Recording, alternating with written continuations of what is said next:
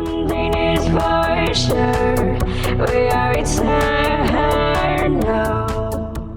Hey, Composer Gloves here, and this is another video. This is the fourth video in the Vocodex part series, and it's actually in the FL12 effect series. And today we're going to talk about what these knobs do. Now I'm going to demonstrate them really quick, just automate them all, except for this last one, because this last one is very CPU intensive in some instances, and we're going to talk about it, but I'm not going to demonstrate it per se right now. So I'm going to make this a single curve.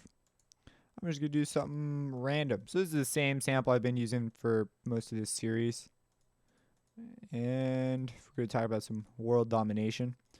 And here we go. That's whatever, you know, it's just whatever. So let's listen to it.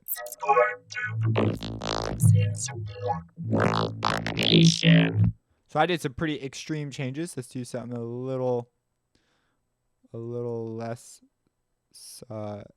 crazy. And I specifically want to be wary of going at 0 over here. I use this a lot in Glitch. If you're familiar with my track Glitch, I use this glassy type of effect Vocodex does. In the drop, it's actually, I believe, just one bass the whole time, but it sounds totally different because of what Vocodex can do.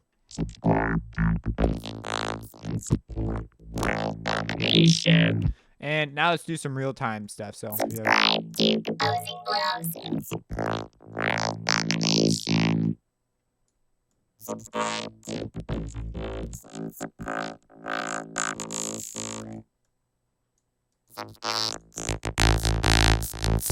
So we know what the order does. Okay, so now let's talk about what these things do. It's going to be hopefully a pretty short video.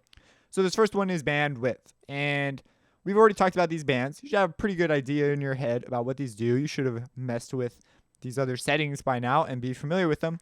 So this bandwidth, what this does is it controls how wide each individual band is, and specifically the peak of the band. So I've been pulling out this EQ over here, and I've been saying, look, there's a band, and I've not really been specific about this peak. So this peak, how this thing can be flattened out, right? We could just flatten it out right here, or we can make it even sharper. It's totally up to us. Well, it can have a pretty big effect on our center frequency, and so we have this option right here, this option of controlling whether or not it's a peak, as you can see, or if it rounds out at the top. And here are the two differences. Let me put it to middle here.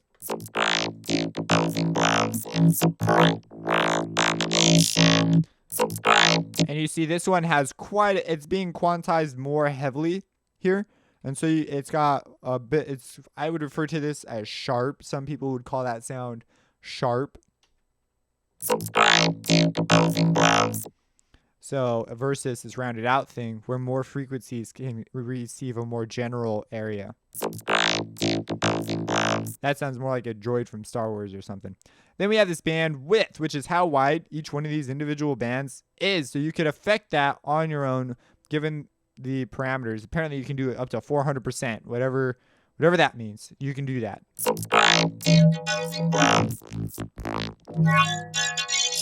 You'll notice when our bandwidth is like, it's essentially what you do when you put your bandwidth down like that. And the reason you get this glassy effect, which is something I used to wonder about all the time, and now I know, is you're doing one frequency. It's as if you're doing resonance. So it's just like this, like, right, you're doing one frequency. Normally it sounds really bad, but you got to remember there's an amplitude level being applied to this, so it's not like you're boosting the snot out of it like I'm doing right here.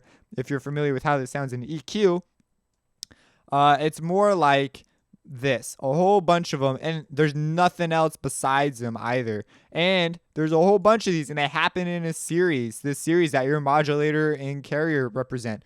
And so you end up with this really glassy, that's what I think it sounds glassy, the glassy sounding thing. Like totally not technical, but if we want to get technical, it is a series of resonances that is moving according to our modulator setting. Like that's what it is.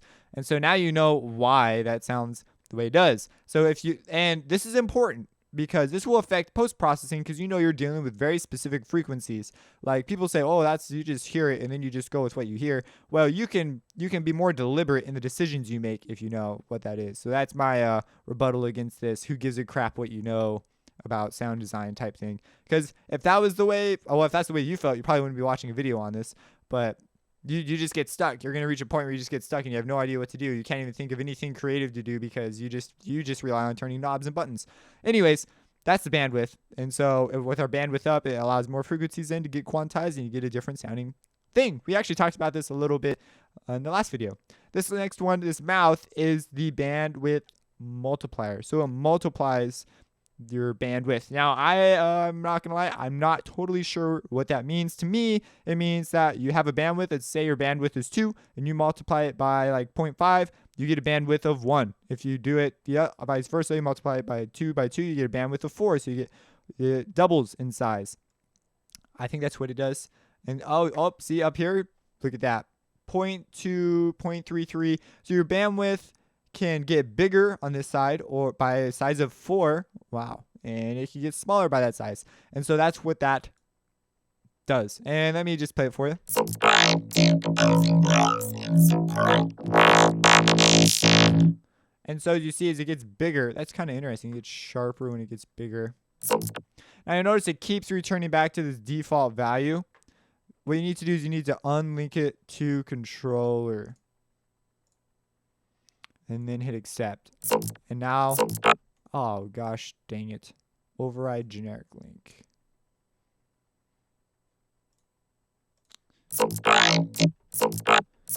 Oh, I may be at a loss. Sometimes this is one of the things I've noticed. Remove conflicts, smoothing, internal controller is set to none. No auto detect. Hit accept. Well, I'm not the biggest help right here. Anyways, we're going to ignore that right now. And the way I normally solve this is I just put an automation clip at the beginning that does whatever, but I do not know how to remove the automation right there. So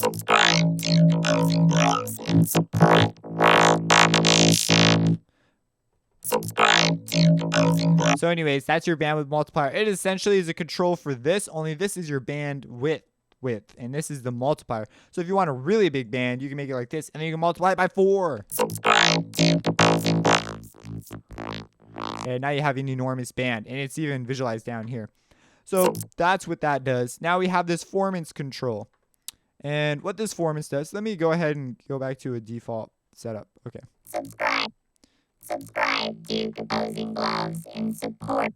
And I need to make sure world domination and carrier are correct. Subscribe to Composing Blogs and support world domination. Sounds quite a bit different now. All right. Subscribe. Oh, this is very annoying. All right, so we have our. Normally, when I automate something, I intend to automate it and not undo the automation. So normally this is not a problem. Which is one reason why I probably don't know how to do that. We have this formants. It's technically a pitch shift. You would associate it with formants. Formants is when you move the resonances around. This is just pitch shifting the whole thing up or down. So it moves this. So it applies an offset to your bands essentially. So you can make. Now it's important to note that it doesn't change your fundamental tone. So your pitch still sounds. So if you're like singing a B flat, it'll still sound like it's being quantized to this frequency subset of harmonics. So it will sound like this note. If because it's recognizing this harmonic series. But you can pitch shift the quality of your modulator. So you could shift this up to, or it was like a B flat, now it's like an A, and which is a long jump to the octave up. And that will change its texture when it lines up with this. Subscribe to Composing Blogs and support. Subscribe to Composing Blogs and support world domination. Subscribe to Composing Blogs and support world domination. So it's as simple as that, and that's what that does. And this last one is a unison. And if you're not familiar with what unison is a type of chorus effect, essentially. It takes your signal, it feeds it back into itself, and it detunes it slightly and pans it differently. And as a result, you get a very lush sort of back and forth thing. If you are still unsure, I have a chorus effect in I have a video on the chorus effect in this series. It's like near the very beginning. And I've got an Harmer. They've got a unison ability, which is similar because it's using bands. And you can go check that out. Now, the chorus, I'm not sure where the chorus breaks off. Where the unison, I mean. I'm not sure if it breaks off after it's been vocoded and we're getting a vocoded signal, and that's why it consumes processing like a crazy monster. Because this is one that will give you problems. Because I think it's cloning all the bands and doing the processing twice. And I think that might be why. I'm not totally sure. I just don't know. But yeah, this eats processing like a crazy monster. You can automate those. So if you go to 5, which is the most you can have, with it off, it doesn't do anything and it doesn't take up your processing. But as you go up, each, so this is like 2 won't take up too much, but if you go to 5, that's like a lot. So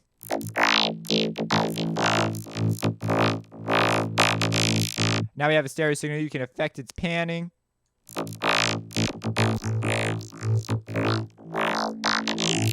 And this is just the amount. So you can automate this. You might just consider putting a chorus on post. And oftentimes you can achieve the same effect. I think the reason this is here is so you could affect the envelopes differently. But like I said, when I've got a full track going, this is tended to be, I could go up to 2 and usually pretty okay. And I could go all the way up if I don't have too much going on at that particular moment in the track. But just so you know, just be cautious. A quick note about the panning. If you put it in the center, as you can see, it's 0%. That is no panning to your unison voices. So the clones that are coming in and being mixed up. And another thing about unison, I got to give a quick overview. Unison, you bring it in and it's panned differently and pitched differently, and you get this sort of wishy, sort of, it sounds like a chorus. It's technically unison because it's cloning. Its process is a bit different. That's why it's more CPU intensive. But it comes in, it's a delay effect is what it is, and you get this sort of whooshy texture. It's not like a flanger where it has a specific frequency that's moving around, it's sort of like a really washy phaser. But a coarser is the whole sound, and oftentimes it makes your stuff sound quite a bit more lush.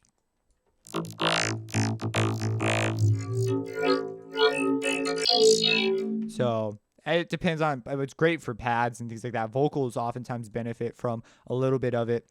So that's that. They don't give you total control over like depth or things like detune. You can't do that there. But in here, you have a whole bunch of additional options. And again, you can just open up something in post and go after that. So that's what that is. If you have any questions, drop them in the comments.